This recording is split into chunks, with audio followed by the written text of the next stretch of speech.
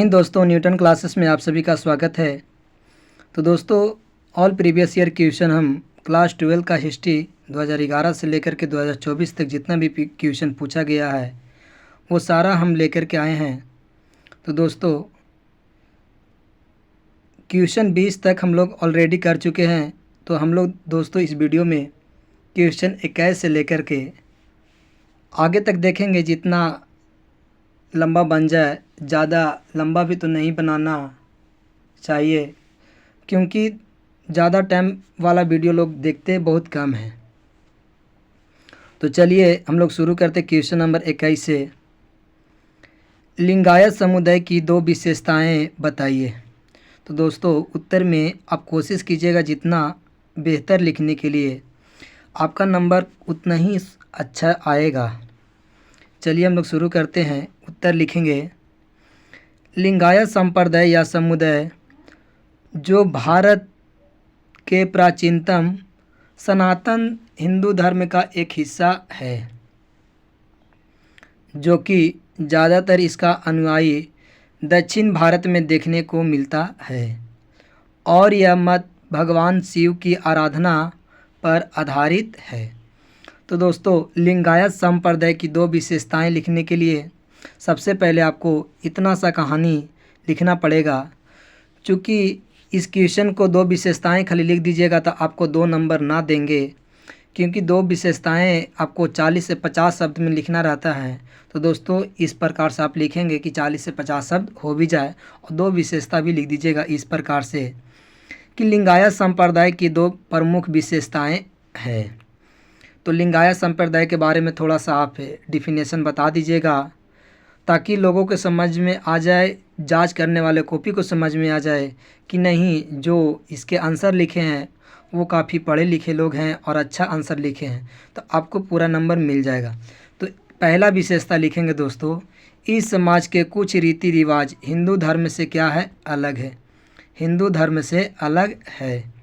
दूसरा विशेषता लिखेंगे दोस्तों, लिंगायत संप्रदाय मूर्ति पूजा में विश्वास नहीं करते हैं। लिंगायत संप्रदाय, इस संप्रदाय था दोस्तों, लिखने में मिस्टेक हो गया है। लिंगायत संप्रदाय मूर्ति पूजा में विश्वास नहीं करते हैं। तो ये आपको 2 विशेषताएं इस प्रकार से लिख देना है।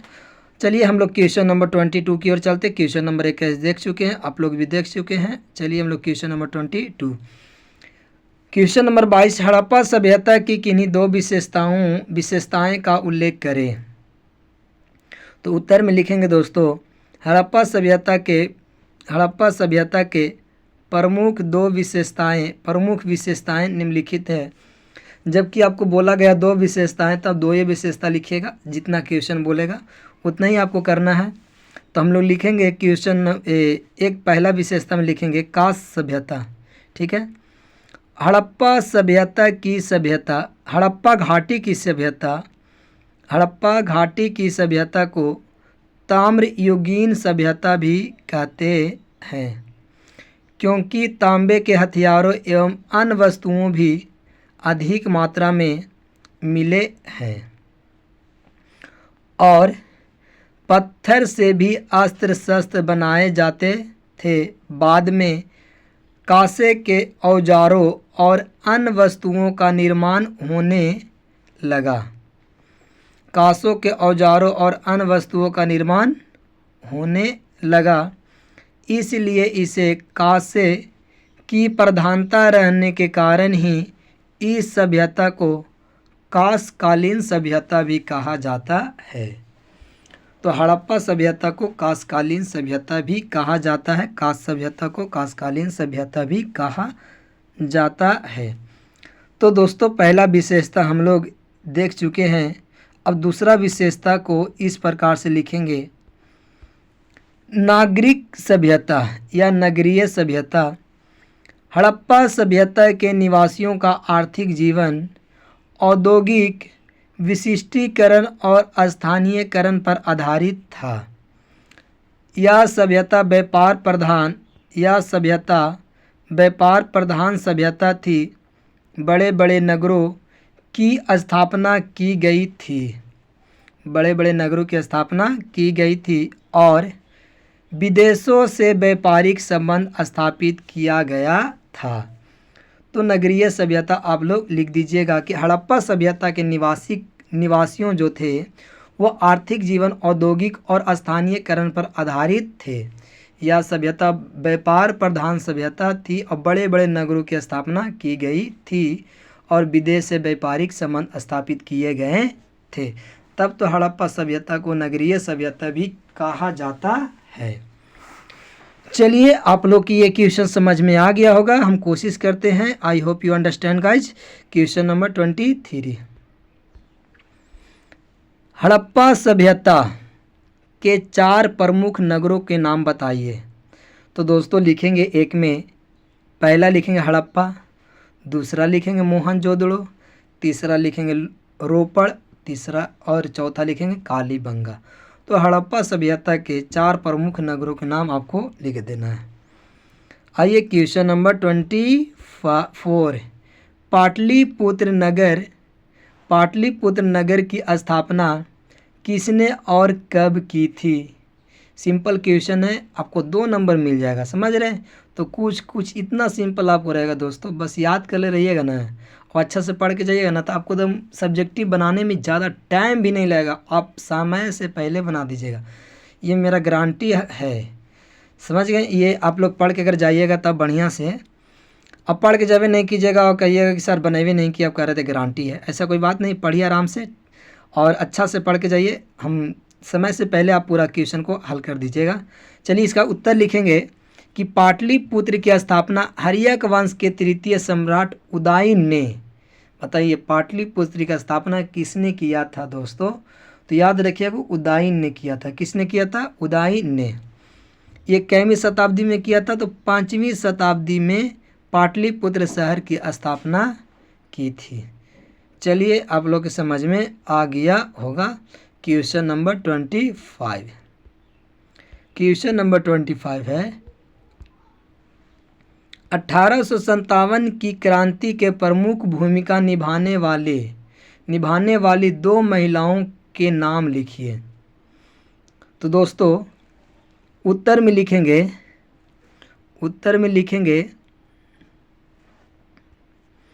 1857 की क्रांति के प्रमुख भूमिका निभाने वाली 2 महिलाओं के नाम, एक महिला के लिख दीजिएगा रानी लक्ष्मीबाई और दूसरा लिखिएगा बेगम हजरत महल। 1857 के 2 महिलाओं के नाम लिखना है। तो पहला लिखेंगे रानी लक्ष्मीबाई और दूसरा बेगम हजरत महल। क्वेश्चन नंबर 26, बिहार में 1857 की क्रांति में भाग लेने वाले किन्हीं 2 के नाम लिखिए। तो दोस्तों लिखेंगे, बिहार में 1857 के क्रांति में भाग लेने वाले नायकों का नाम, पहला में लिखिएगा बाबू कुंवर सिंह और दूसरा लिखिएगा पीर अली। ठीक है, तो नायकों का नाम बाबू कुंवर सिंह और पीर अली थे।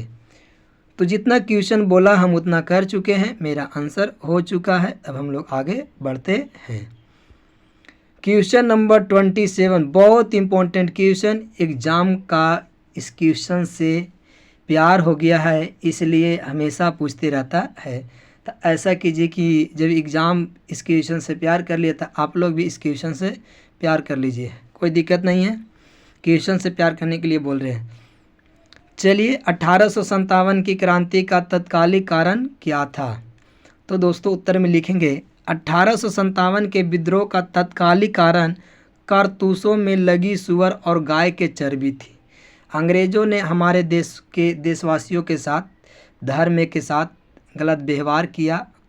तो इसके कारण क्या हुआ, तत्कालिक कारण बनने के कारण यह था, कारतूसों के जो कारतूस हुआ करते थे, एनफील्ड राइफल जो आया था, तो उनको अंदर बारूद लगा करके और वो कारतूस के दांत से काट करके वो बारूद को भरा जाता था, तब जा कर के वो पिस्तौल चलता था। तो दोस्तों कारतूसों को सूअर के चर्बी और गाय के चर्बी, ठीक है, सूअर के चर्बी और गाय के चर्बी में इन लोग डुबा करके रखते थे और लगा करके रखते थे ताकि ढेर दिन तक रहे। तो बताइए, हिंदू धर्म में गाय को देवता मानते हैं, ठीक है, और मुस्लिम धर्म में सूअर को बोलते तक नहीं है। समझिए। तो मुसलमानों के लिए सुअर धर्म जो था वो बहुत बेकार था, और हिंदू धर्म में गाय के लिए, गाय के चर्बी के वो मांस ये यूज करवाते थे। तो इनको लिए क्या हुआ कि तत्कालिक कारण यही बना था। आप लोग पढ़े होंगे तो आपको समझ में आ रहा होगा, लेकिन हम आप लोग के थोड़ा सा ये बताने की कोशिश किए हैं, लेकिन समझ में आया होगा तो ठीक है, नहीं समझ में आया होगा तो आगे समझ में आ जाएगा। नई एनफील्ड राइफल, ये एनफील्ड होना, स्विफ्टफील्ड लिखा हुआ है।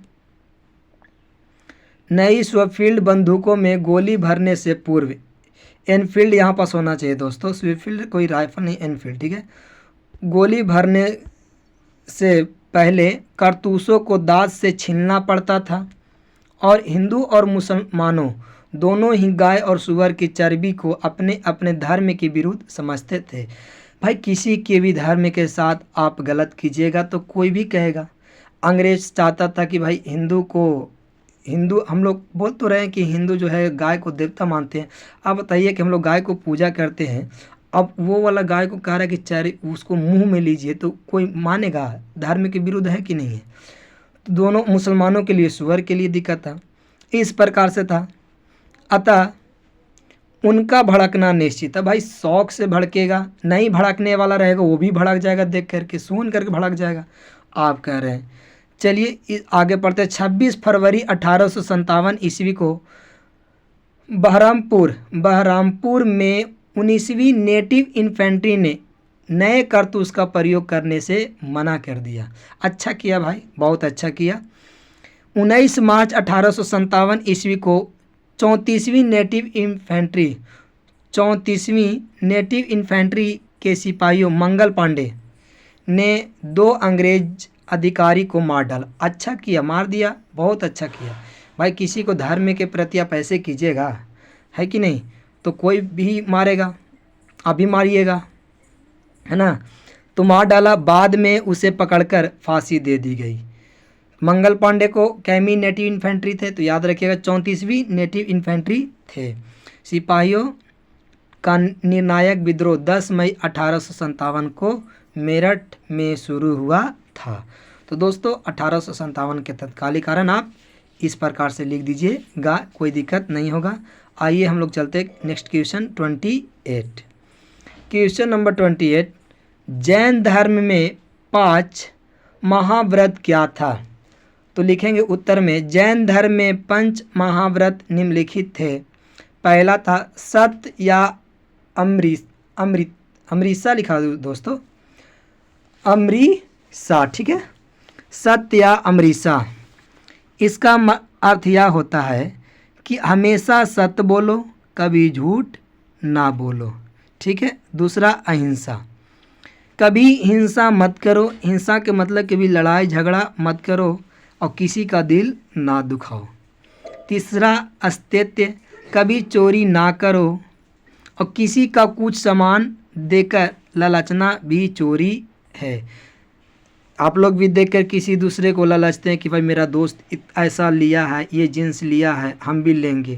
तो किसी दूसरे को देख कर के लालचना नहीं चाहिए, समझ गए।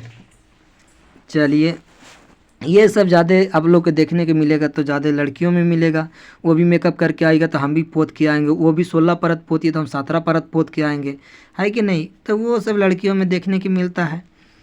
अपरिग्रह, अपरिग्रह का मतलब संपत्ति का संग्रह ना करे, संपत्ति का संग्रह ना करे।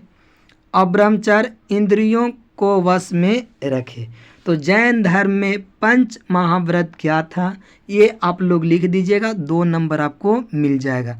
तो दोस्तों जितना भी अभी हम करवा रहे हैं सब लघुत्तरीय प्रश्न करा रहे हैं, जो आपको बिहार बोर्ड में 30 गो मिलेगा प्रश्न, जिसमें से 15 गो आपको बनाना रहेगा। और आप पूरा कर लीजिएगा ना तो 300 क्वेश्चन आपको मिल जाएगा यहीं से। और 300 बना के आने के मन होगा तो मत आइएगा, 15 गो बनाना है, क्योंकि 15 के नंबर देगा, 30 गो के नहीं देगा, काहे को टाइम वेस्ट कीजिएगा।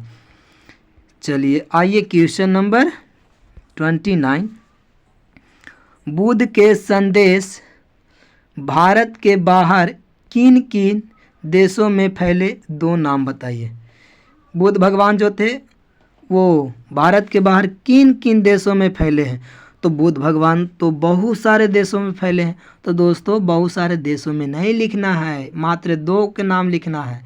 2 देश के तो लिख दीजिए। उत्तर में लिखेंगे बुद्ध के संदेश भारत के बाहर श्रीलंका और जापान आदि देशों में फैले हैं। बस आपको इतना लिख देना था।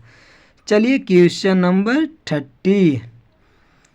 चलिए क्वेश्चन नंबर 30 है दोस्तों, जैन धर्म एवं बौद्ध धर्म में 4 समानताएं को बताइए। तो जैन धर्म और बौद्ध धर्म में 4 समानताएं इस प्रकार से आपको उत्तर में लिखना है कि जैन धर्म एवं बौद्ध धर्म में निम्न समानताएं इस प्रकार देखी जाती है। तो 1 में लिखेंगे दोस्तों कि दोनों वैदिक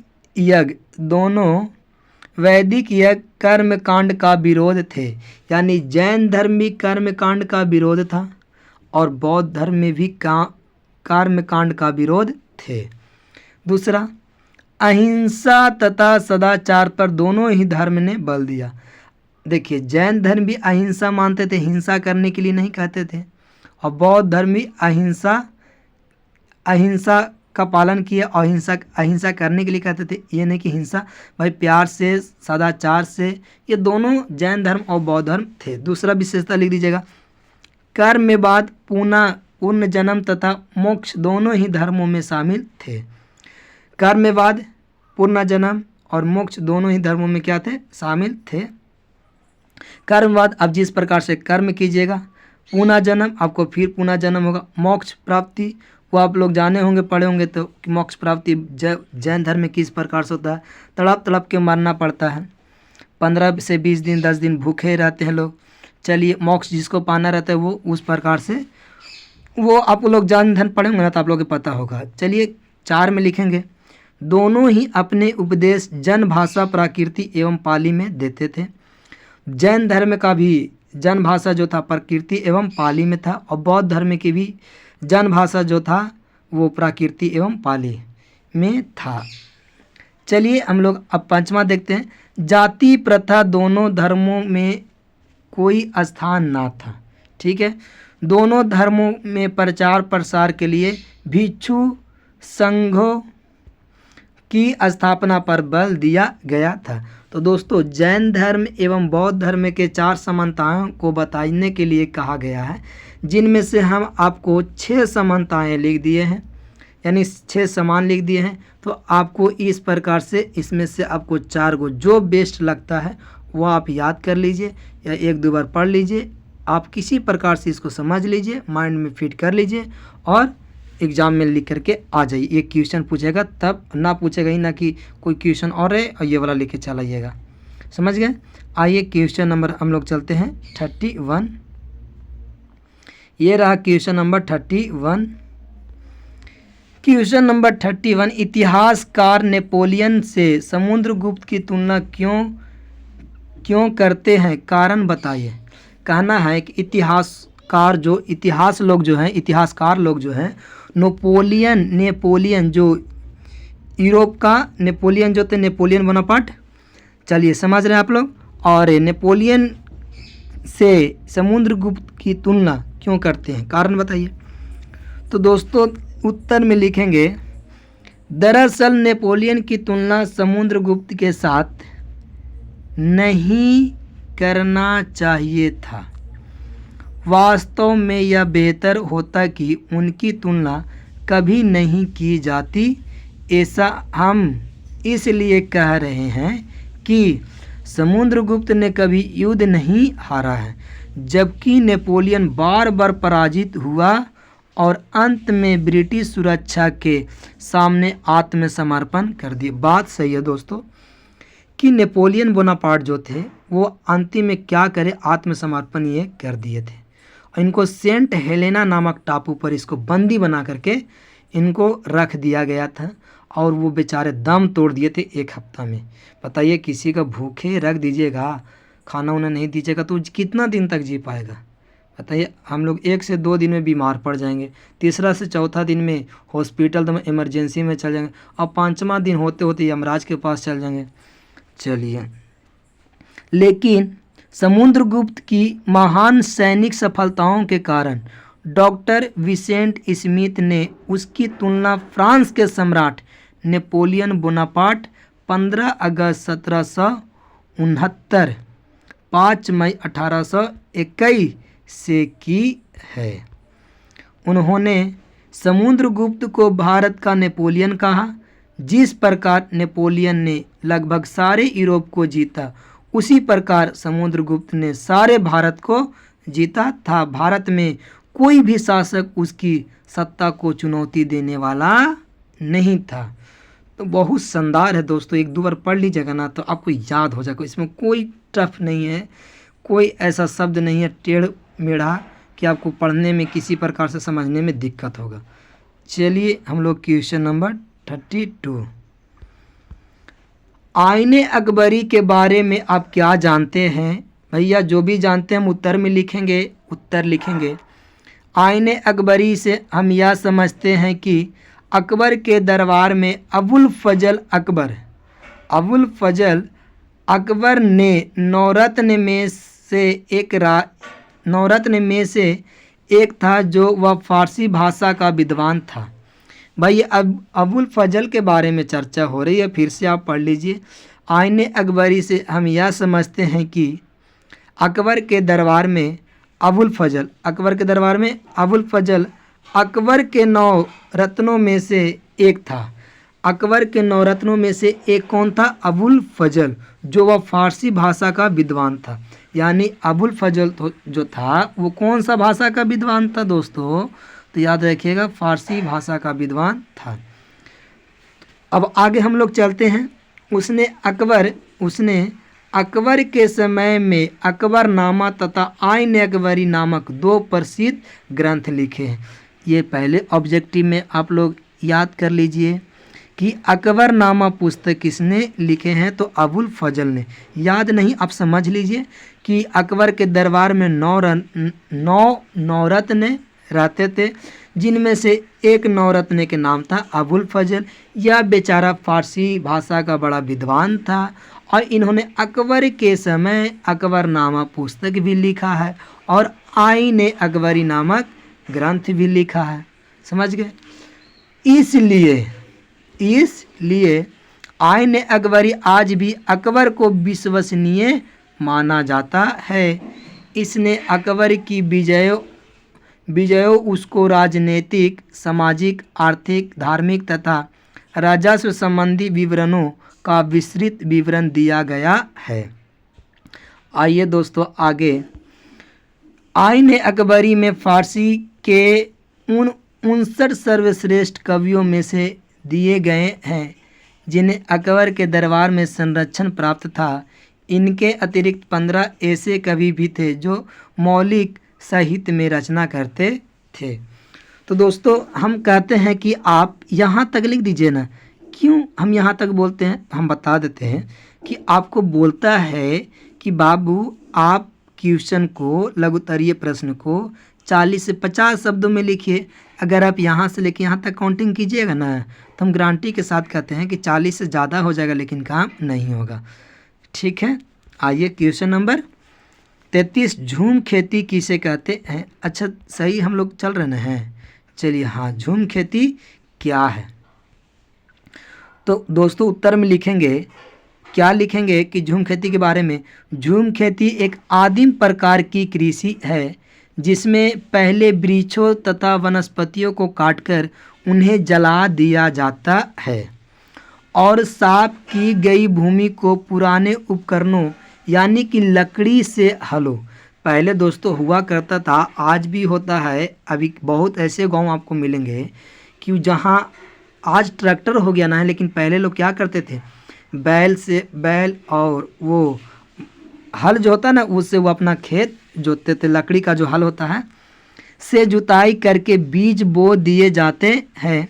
कुछ वर्षों तक, 2 या 3 वर्षों तक, जब तक मिट्टी की उर्वरता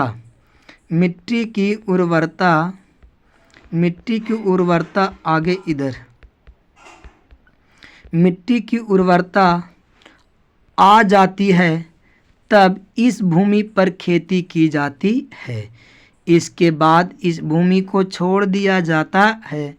जिस पर पुनः पेड़ पौधे उग आते हैं और फिर इसे साफ करके खेती की जाती है। इस प्रकार यह एक स्थानांतरणशील कृषि है।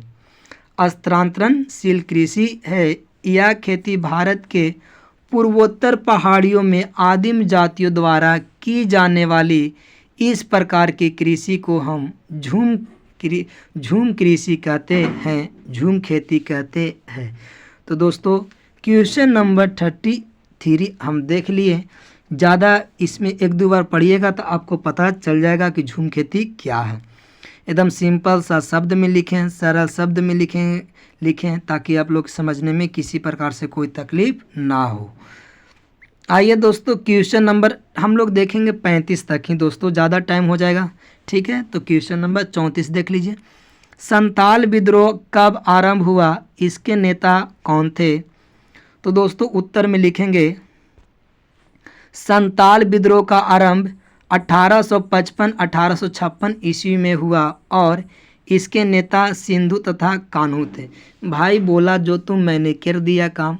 बोला संताल विद्रोह कब हुआ, कब आरंभ हुआ, तो कब बता दिए 1855 से 1856। इसका नेता के नाम पूछा तो नेता के नाम बता दिए। तो आपके दिए गए प्रश्न को उत्तर मैंने दे चुका हूँ। चलिए अब हम लोग आगे चलते हैं क्वेश्चन नंबर 35। तात्या टोपे कौन था? तात्या टोपे कौन था, उसकी मृत्यु कैसे हुई? चलिए बहुत दर्दनाक और बहुत शानदार, बहुत लाजवाब ये क्वेश्चन है। चलिए हम लोग पढ़ते हैं। उत्तर में लिखेंगे तात्या टोपे भारतीय स्वतंत्रता संग्राम के महान सेनानी में से एक थे। वो 1857 के प्रथम भारतीय स्वतंत्रता संग्राम के प्रमुख नेताओं में से एक और रंजीत सिंह और झांसी की रानी लक्ष्मीबाई के साथ जुड़े थे। वो गुजरात के राजकुमार थे और उन्होंने ब्रिटिश शासन के खिलाफ बहादुरी से लड़ा। तात्या टोपे ने 150 युद्ध लड़े थे। सोचिए 150 युद्ध तात्या टोपे ने लड़े थे, जिसके कारण अंग्रेज़ों को बहुत ज़्यादा नुकसान भी हुआ। उन्होंने आदिवासियों को भी स्वतंत्रता संग्राम में जोड़ा। तात्या टोपे का संघर्ष और समर्पण भारतीय स्वतंत्रता संग्राम के इतिहास में एक महत्वपूर्ण योगदान है। चलिए आगे देखते हैं। तात्या टोपे 1859 में तात्या टोपे की 7 अप्रैल 1859 को इनको क्या होता है, तात्या टोपे शिवपुर गुना के जंगलों में सोते हुए धोखे से पकड़े गए थे। बाद में अंग्रेज़ों ने शीघ्रता से मुकदमा चलाकर 15 अप्रैल और 1859 को राष्ट्रद्रोह में तात्या टोपे को फांसी की सज़ा सुनाई थी और 18 अप्रैल 1859 को शाम ग्वालियर के पास सिरपी दुर्ग के निकट क्रांतिवीर के अमर शहीद तात्या टोपे को फांसी दे दी गई थी। तो दोस्तों याद रखिएगा तात्या टोपे सोए हुए थे 7 अप्रैल 1859 शिवपुर गुना के जंगलों में, ठीक है। लेकिन बाद में अंग्रेज़ों ने इस पे क्या किया, इसको लोग धोखे से पकड़ा दिए थे और 15 अप्रैल और 1859 को राजद्रोह की फांसी की सज़ा सुना दी। कौन सी की सज़ा? फांसी की सज़ा। और 18 अप्रैल 1859 को इन्हें शाम के समय ग्वालियर के पास सिरपी दुर्ग के निकट क्रांतिवीर अमर शहीद तात्या टोपे को फांसी की सज़ा दे दी गई। तो दोस्तों आज की वीडियो बस इतना ही तक। जय हिंद, जय भारत। मिलते हैं नेक्स्ट वीडियो में। लेकिन दोस्तों कम से कम वीडियो को शेयर ज़रूर कीजिए, सपोर्ट हमें कीजिए कि ताकि आपको अच्छे और वीडियो दे और बताइए कमेंट में कैसा लगा।